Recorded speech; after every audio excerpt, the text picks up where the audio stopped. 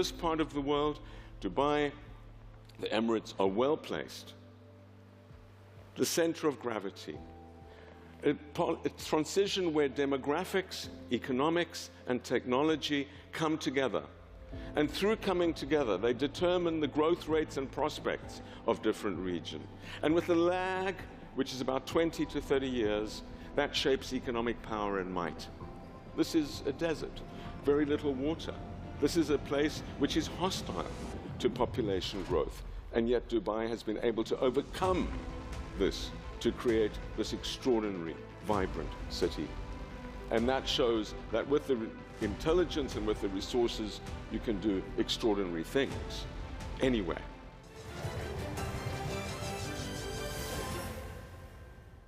It's a huge pleasure to be here in Dubai at the World Governance Summit and to think about how demography, economics, technology, and geopolitics are intersecting. We're at a time where we have to rethink everything. When I first thought about demography, I was hearing about the demographic bomb. The scare then was too many people. The planet seemed to be full. And now the concern is the opposite. Too few people, at least too few young people. And the concerns are plummeting birth rates, well over half the countries in the world, way below replacement level. And the trend is, in everywhere except Africa, that we're going to see declining populations well before the end of this century. In fact, the current predictions are that we're likely to peak at about 9.5 billion people and be around where we are today, 8 billion people in the year 2100. Of course, what one thinks about this depends very much on where one is, what one's lifestyle is, and we should welcome population aging. It's a wonderful thing. We're living longer, healthier lives. And we should particularly welcome if we can have a healthy life expectancy. Because at the moment, while life expectancy is increasing by about 2 years every decade, that's about 20%, so while I'm with you for 15 minutes, your average life expectancies should improve by about 3-4 minutes. This is the good news. We're learning. Smoking kills you. Eat healthy food, what causes cancer, and so on. This learning process is worldwide, and it's very rapid. But unfortunately, with current technologies, there's very little progress on neurodegenerative diseases, Alzheimer's, Parkinson's, dementia. And so we're heading, for the next 20 years or so, to population average life expectancies being near 90 and very rapidly growing numbers of people who are mentally not quite there, very dependent, financially draining, and also emotionally draining for families and friends and care systems. After that, we get into a much better world where we have healthy and mental life expectancy. AI will revolutionize many things, and it's certainly going to revolutionize and is revolutionizing medicine. So I'm glad that my children don't have to worry about what I worry about. They don't have to worry about neurodegeneration. They don't have to worry about the cancers that afflict elderly people, because by the time they get there, these things will no longer be a great challenge. So we should welcome it, but we should understand the implications of rapidly declining workforces. Nothing will change this. It's global. There's not a single country in the world where fertility is going up significantly. Even in Africa, it's coming down dramatically. Ethiopia was 6 children on average per mother 30 years ago. Today it's 4. This is happening very rapidly around the world, but it is still the highest birth rate, and Africa is the only continent where fertility is way above replacement levels still, even though it's coming down very rapidly. So what do we see in this? We see in this wonderful country of Dubai that you can increase your population without increasing fertility through one obvious way, which is migration. This country has about 90% of the population migrant. And that works in the Emirates. So one doesn't only have to give birth, one can also bring in people by being dynamic, by giving people jobs, by creating the environment where people want to be. And that's happening in great cities around the world. And what we also learned from Dubai is you can really do it anywhere. This is a desert, very little water. This is a place which is hostile to population growth. And yet Dubai has been able to overcome this to create this extraordinary, vibrant city. And that shows that with the intelligence and with the resources, you can do extraordinary things anywhere. Singapore shows the same thing, a tropical swamp that is now the richest country on earth. We can bring things together to create opportunity. Technology, of course, and population and economic dynamics are hand in glove. It's technology that's giving people the right to choose how many children they have, contraception and other technologies. AI will replace many jobs, it already is. What one thinks about this depends on the intersection of these things. China has 4 million less workers this year than last year. AI doing jobs that people used to do is a very good thing in China. Africa has 15 million new jobs seekers every year. 15 million young people coming onto the labor market every year in Africa. They need the repetitive jobs that led virtually all countries in the world to develop. The Asian miracle, the European industrialization. These were based on repetitive rules-based jobs in manufacturing, in services, call centers, back offices like those in Bangalore. None of that will exist in the future. There will be no call centers. There will be no back offices of people moving invoices around. It's digital in the cloud. And of course, there will be no mass production lines. That's all robotics. It's no accident that Japan has been at the forefront of technological change.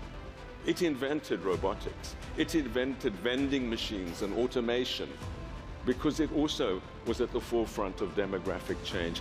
It experienced population decline before anyone else in the world.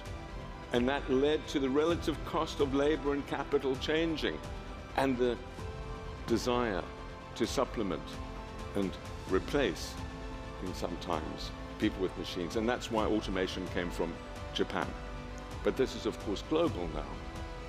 And the bottom rungs of the development ladder on which all countries of significant size, like India and China and European countries and the US have grown in the past. Those rungs are now removed by automation and robotics. And so we have to ask ourselves the question of where will the jobs come from? UBI is not an answer, universal basic income. There's not enough money to give everyone money to not work. And work is more than simply a hand down. Work is self-worth, networks, skills. It's why many people get meaning in life through their work and through the friendships and the things they produce in their work. And so a future world will not be successful if it's one of charity, simply. It has to be one of a pull-up, not a hand down. And so we have to think newly, in new ways, about how demographics, technology, and economic growth will go hand in hand. We don't have the answers for that. To get old when one's rich is fine. We move to worlds of what economists call non-tradable services, massages, meals, hospitality, high value-added professional services, elderly care, and that's labor-intensive. And very little of that will be done by machines. We don't want a machine to give us a massage or to look after our elderly parents. And so there will be a need for people in large numbers in these. That's one of the reasons why the projections of productivity improvements coming from AI are so misguided. Some of the big banks are saying that AI will double productivity growth and double growth in Europe and US. This is fantasy. Because if you look at the structure of the economy and what people are spending their money on, they're not spending it on things that will be rapidly enhanced by AI. We don't want to play golf faster. We don't want to have faster massages or meals or elderly care and other things. And that's where a growing share of GDP is going. 70% goes into these non-tradable services. But when you're in a low-income country, manufacturing, you can get very rapid productivity improvements. And in certain services, you can. But then the question is, do you want to? Because you need to employ people. And how do you move through that transition? As we move forward to the future, we will see the economic center of gravity, which used to be over the Atlantic, moving rapidly to Asia. 60% of the world economy. At the moment, it's above our heads, above Dubai. Moving rapidly to Asia, and nothing will change that. If you compound the growth rates of average rates of 5% growth with 2/3 of the world's population, you understand why. This becomes the motor of the world. The Atlantic, North America, South America, Africa, Europe, inevitably become a smaller and smaller part of the world economy. Latin America, Europe, and North America, not Africa, also become a smaller and smaller part of the world's population. And I believe many things will depend on what our attitudes to immigration are. Because as our workforces contract, and the European workforce will be 1/3 smaller in 2050 than it is today, and the North American one will, I think the attitudes we have today of keeping people out will become more like the attitudes in Dubai, which is we need people. How do we treat them fairly? How do we bring them in on a contractual basis? How do we make these arrangements? I believe the attitudes will change. But before we get there, we're going to go through this phase of anti-immigration. What does that mean? It means that our growth rates will be undermined, our innovation will be undermined, and the acceleration of this part of the world and Asia relative to North America, South America, and Europe will be accelerated through the own mistaken policies in those regions on these matters. You cannot be an innovation hub of the world if you keep out foreign scientists and academics and innovators. And of course, half of small businesses in Europe and in England and the US are created by foreigners. Try and think of a Silicon Valley iconic firm that was not created by a migrant. This is not an accident. The exceptional people, the risk takers, the people that innovate because they see things differently and they need to help their families and those they send money back to. So we're in through a transition. We're a transition where this part of the world, Dubai, the Emirates, are well placed. The center of gravity. A transition where demographics, economics, and technology come together. And through coming together, they determine the growth rates and prospects of different regions. And with a lag, which is about 20 to 30 years, that shapes economic power and might. And that shifts also. Those processes of transformation are always difficult, but they are made much easier if one understands these megatrends, if one embraces them, and if one rides with the waves rather than against the tide.